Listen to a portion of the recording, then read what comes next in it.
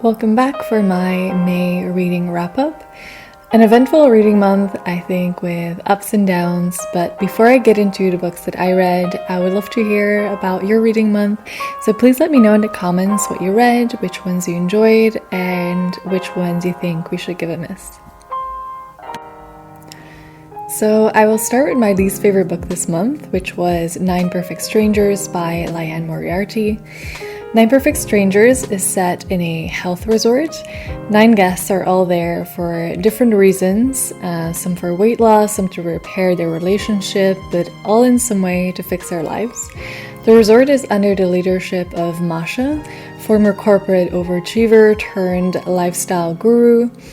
I actually started out by liking this book. The writing was good, there was some intrigue which I was curious about, but the plot lost me to such an extent that I still ended up giving this a 2-star review.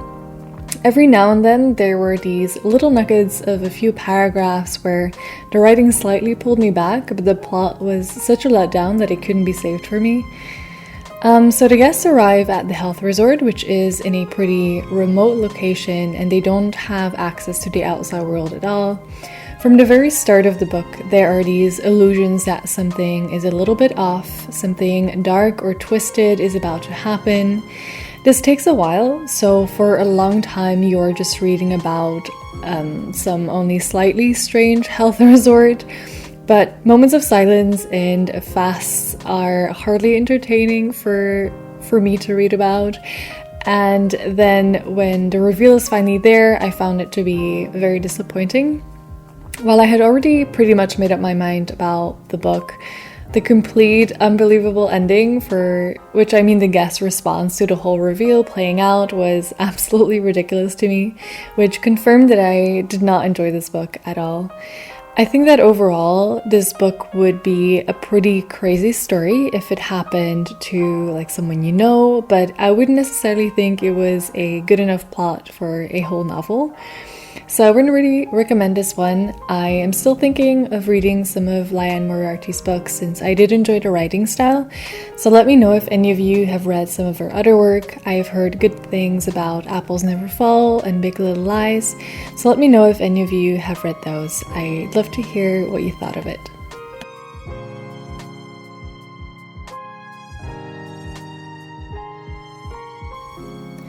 I also reread Pride and Prejudice, which is an old favorite of mine, and I feel like it gets better each time I read it.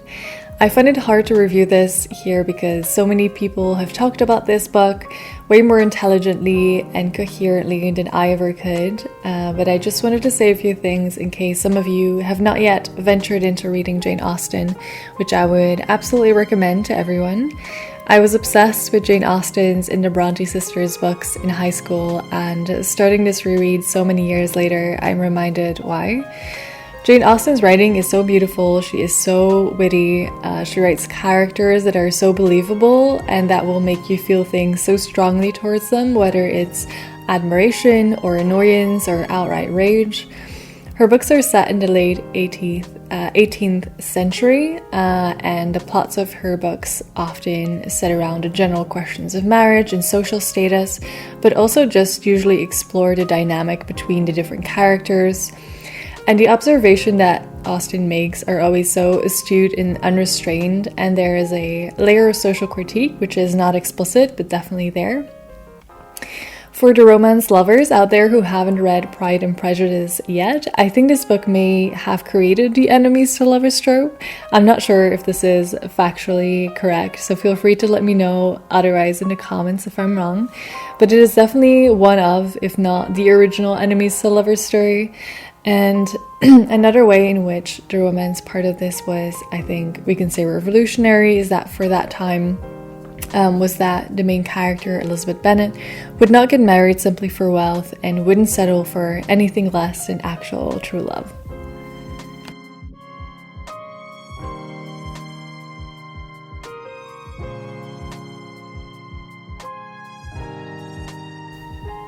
On to a more recent book about love. I had a great time reading Everything I Know About Love by Dolly Alderton. It's one of those books that I think everyone in their 20s or early 30s should read. For millennials especially, this will have a lot of nostalgic moments of our teen romances and relatable worries and struggles that we have now coming into adulthood. It deals a lot with the anxieties that come with growing older, especially that transition between your 20s and 30s. When you're a kid, you want to be a grown-up and be taken seriously, and then when you're finally on the cusp of reaching what is considered proper adulthood, all you want is just more time to enjoy being young.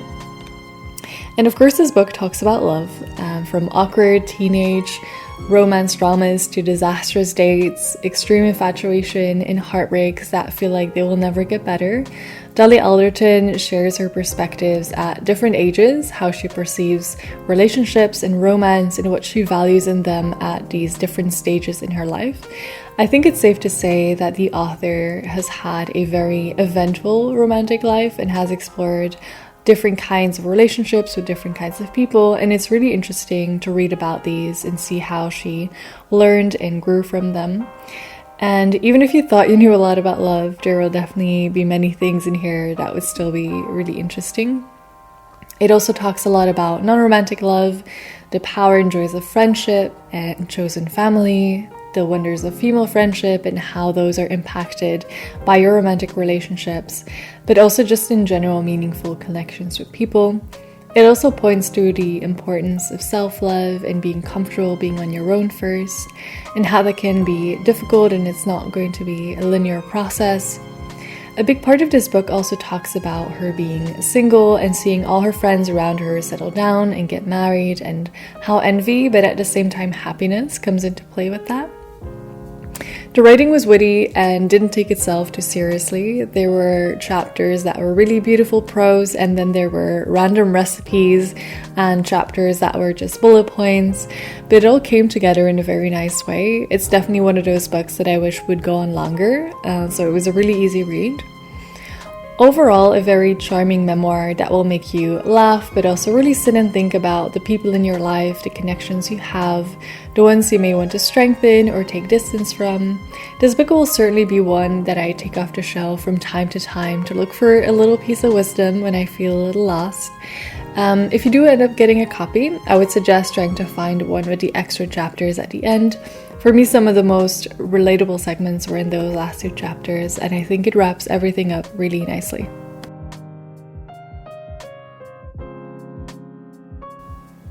I also finally read Radio Silence by Alice Oseman. So glad I finally get around to reading this. For those out there who have read Heartstopper but didn't get around to reading the author's other books, I would recommend Radio Silence. In this teen novel, we follow Frances Janvier, head girl at her school by day, creative Tumblr fangirl by night. At school, she is known as a girl who studies all the time, and Aled Last is similarly known as just a quiet, studious person who is top of his class. And when they become friends, she feels comfortable being herself for the first time. So when something happens which breaks the trust between them, it is a lot to handle. It felt very authentic as a description of what it's like to be a teenager in the online world. If you grew up in the Tumblr era, some of these things will definitely sound familiar. There are definitely some content warnings for this book. It talks about depression, parental abuse, as well as implied depression and suicidal thinking, and death of a pet. So some pretty heavy themes in this book, but also some really beautiful messages of friendship and supportive parents. So overall, I enjoyed this book. I like the creative element to it. I found it easy to read. So I would definitely recommend it. Maybe not a new favorite, but still a book I would recommend.